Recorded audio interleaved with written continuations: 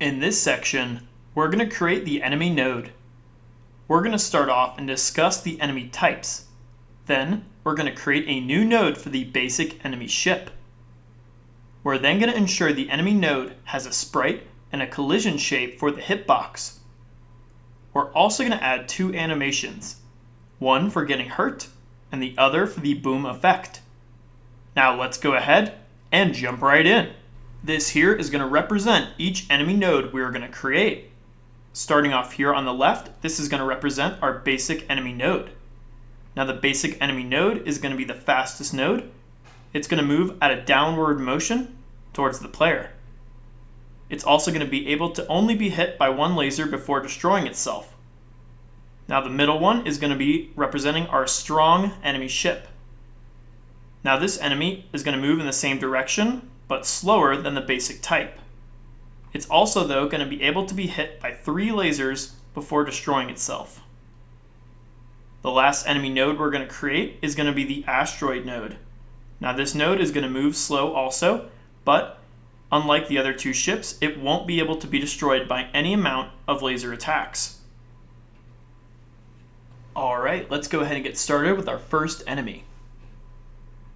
So we're going to go ahead and we're going to make a new scene for this. Let's go to Scene, New Scene, Other Node, and then just like we did with the player, we're going to use a character body 2D. Let's rename this. I'm going to call this enemy underscore 1, which is going to be our basic ship. Let's save that real quick. Let's put this inside our components folder. And there we go. All right. Let's give it a sprite. Right click, add child node, sprite 2D. Then we can choose the sprite we want to use. We just got to make sure we match it to the same one as the player, which if you remember the sizing of it, we did change our X and Y to 0.9. Make sure it's set for both. Then we can go ahead in our art, candy space shooter, locate the sprite you want to use. I'm simply going to use the one in PNG. I'm going to use just one of the basic player ships. I'm going to take that, drag and drop the red one in. All right.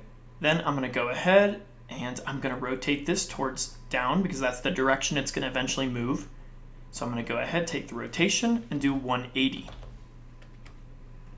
Nice. All right. Now we need to go ahead and we need to give it the boom node. Let's right click, add child node. We're going to simply go ahead, add a node 2D for this. Let's go ahead, let's call this boom. Then for boom, we're going to go ahead, same thing, add a sprite 2D in there. We're going to give it the starting sprite 2D. If you remember, we're using the stars, just like we did for the player. Let's go ahead and just use star 3, drag and drop that in. Then we can match that up with the same size and color. So we can go ahead, select the player. Let's locate the boom. The size was 4.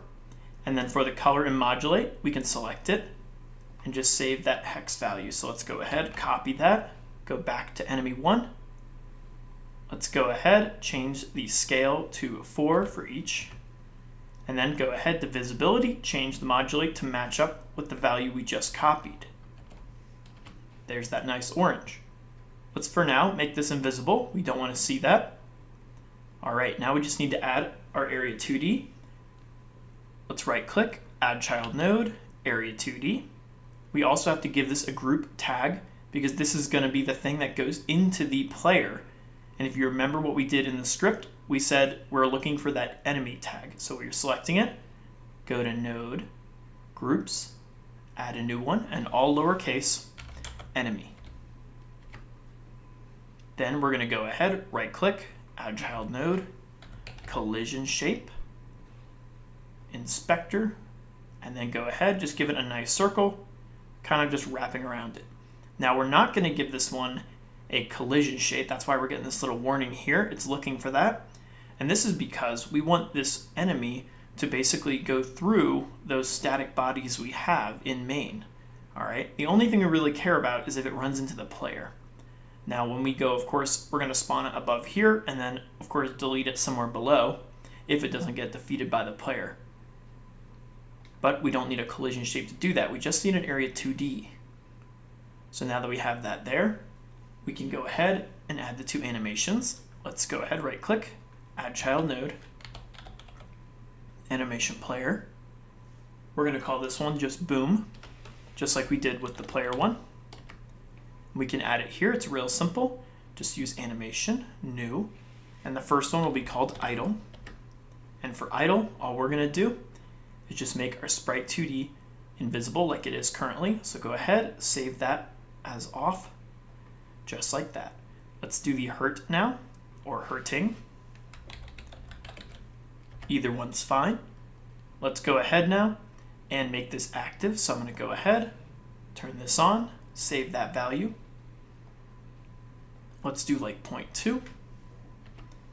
And I'm going to go ahead, change the texture. But remember, once we change it though, we have to save that as well. Currently, we only have the visibility saved. So let's save the set texture. Go back to 0.2. Change the texture. Save that as well. And then once we get to 4, we'll go ahead and we're simply going to just make it invisible again, just like that. And then we're going to end the whole thing at 0.4. Now, if you want to make this faster, you totally can, but I'm just going to keep it nice and simple like that for now. Perfect. All right, let's do the next one. Right click, add child node, animation player. This is going to be the hurting one, and we're going to do it just like we did with the player. That's just going to flash the ship red. So what we're going to do, animation, new, we'll do idle. Now for idle, we're not going to change anything. We're simply going to select our sprite 2D, and we're going to go ahead and we're going to just save the modulate color as is. Then we're going to create the hurting one. So hurting. For hurting, just like we did with the player, we're going to flash it red. So let's go ahead, change the modulate for our sprite 2D. Just move that on over to red. Then go to 0.2. Let's change that back to white. Save that value. Then move it on over to 4. Let's go back to red like we were at. And then let's go ahead to 0.6 and go back to what it was right here. Save that value and then end the whole thing at 0.6. And we should be set. Looks good. All right, last thing we need to add is going to be the sound it makes when it gets destroyed. Now that's up to you which one you want to use. I'm going to add the node for it though first, which is going to be the audio stream player 2D. Now we just need to drag and drop the sound. Let's go ahead, locate one of the sounds. I found the best one that works really well is just the laser 1 sound, because we're currently using the laser 2 for the shooting, but this will be better, I think, just because it has a little spark sound, which I like. And there we go. All right, let's save what we got, close everything out, and we're looking good.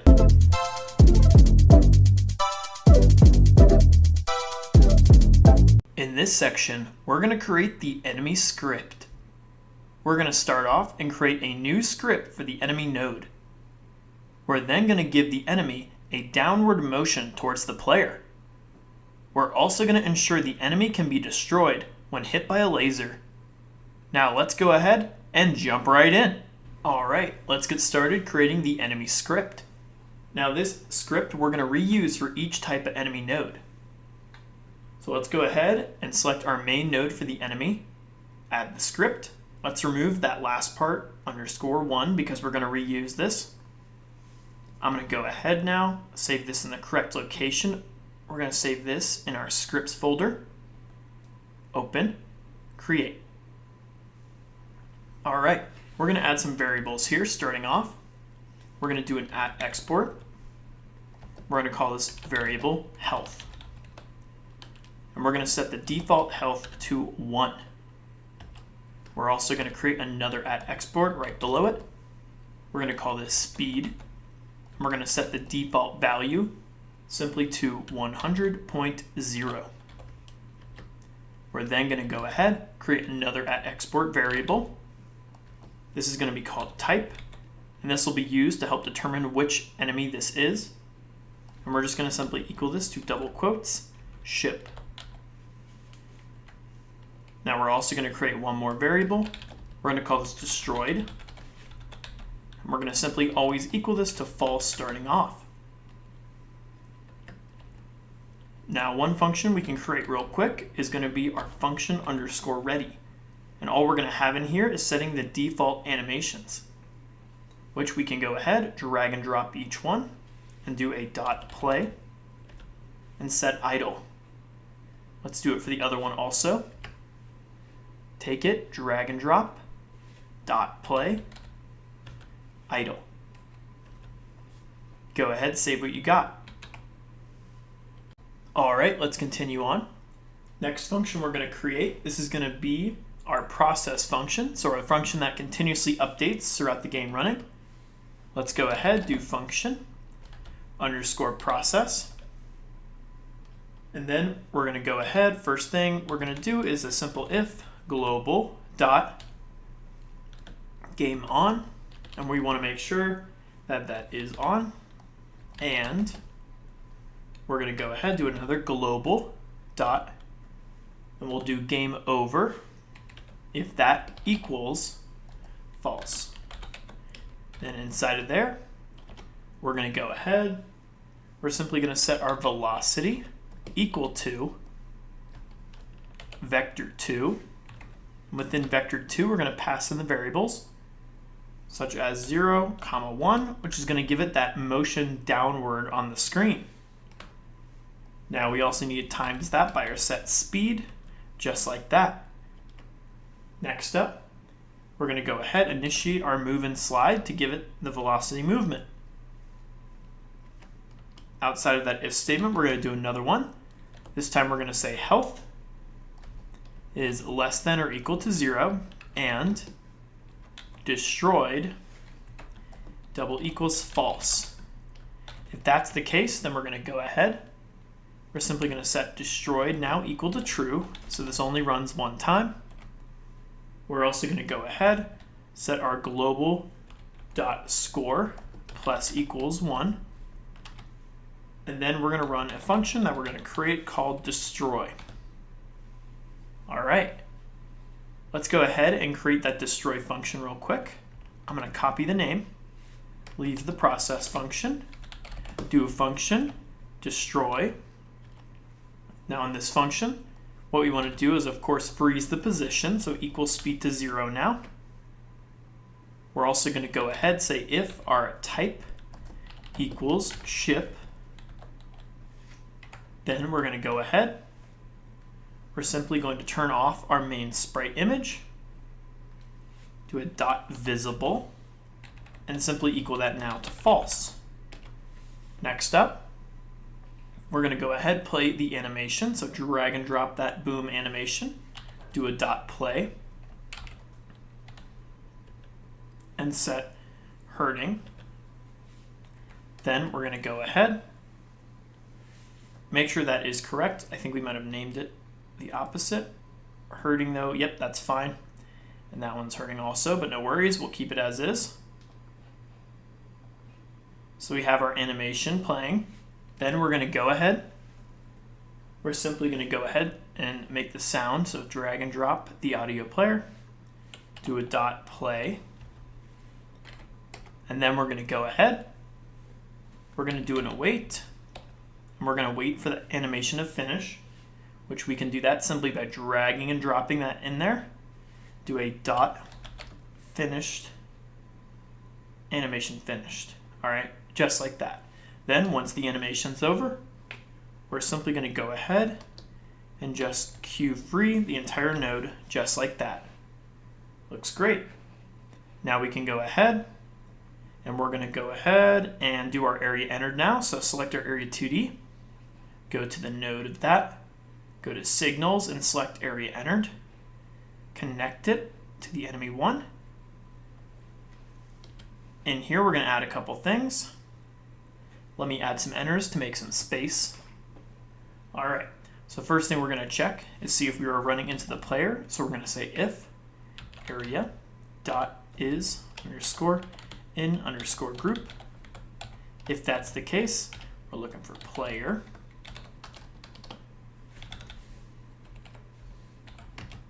Then we're going to go ahead, we're going to minus our health. Or you know what, better yet, if we run into the player, what we want to do is just instantly destroy the ship. So we can do that simply by minusing health. Minus equals 3. And we're doing 3 because the max amount of health a ship has is always going to be 3. And even if we're in the negatives, it's still going to go ahead and destroy the ship. But if you remember, we don't want to destroy anything if it's not the actual one, meaning we don't want to, of course, destroy it if it's a meteor. So what we're going to do instead is we're going to say if type, we're going to say equals, double quotes, meteor. If that's the case, then we're going to go ahead and we're simply going to do our area dot, we're going to do get parent, which is going to be the main node of the player. And then we're going to go ahead and we're simply going to do a dot minus health. And let's just do a huge number because we want to instantly crash the ship. So we'll do like 100. Then we're going to go ahead and we can do the actual laser now. So let's do simply over here. Let's go ahead and do an if. We're going to say if, and we'll do area dot is underscore in underscore group. And this time we're looking for that laser. So if the laser hits us, we're simply going to go ahead. Now we can do something like health minus equals 1. We're also going to go ahead. We're going to say if our type equals, and let's just say ship.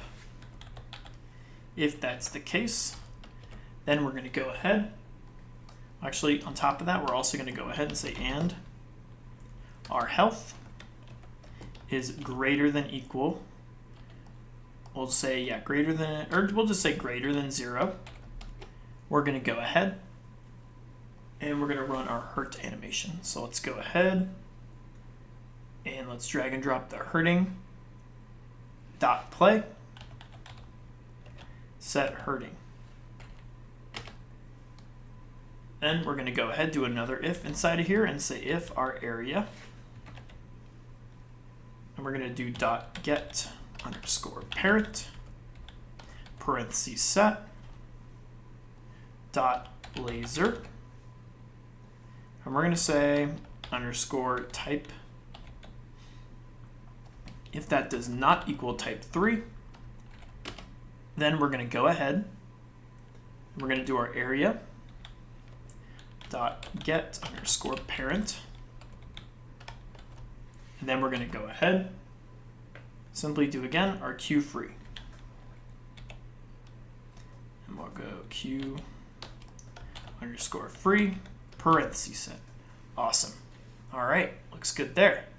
Now the reason we're doing this is because of course we want to get rid of those lasers if they hit something, which we need to do for the laser 3 because it's shooting out multiple ones. And even if one of them gets hit, such as the center one, we don't want them both to disappear, so we need to individually do that with this code here. Overall though, that looks good. Let's go ahead and get rid of these spaces. Let's do one more simple function, and we're going to need a new node for this. This is kind of going to be like the timeout for the actual node. So let's go ahead, add child node. Let's do a timer, and this is going to be the life timer. Let's go ahead, select timeout, connect it to the enemy 1. Before we do that, we can go to the inspector. Let's change the wait time to 5 seconds. And I'm going to go ahead, make this one shot, auto start. And all we're going to do here is we're simply going to go ahead and we're just going to queue free the current node. Now this will help overall prevent lagging, because if we have too many ships and asteroids in the game, it might lag the game overall. So it's good to have a little timer to get rid of them so they don't build up. Let's save what we got here. Remember, you can always check the source code. Let's go back to 2D view. Let's go ahead though and set each animation to the beginning one. Let's set the move to idle. And we're looking good. Let's close everything out, save what we got, and there we go.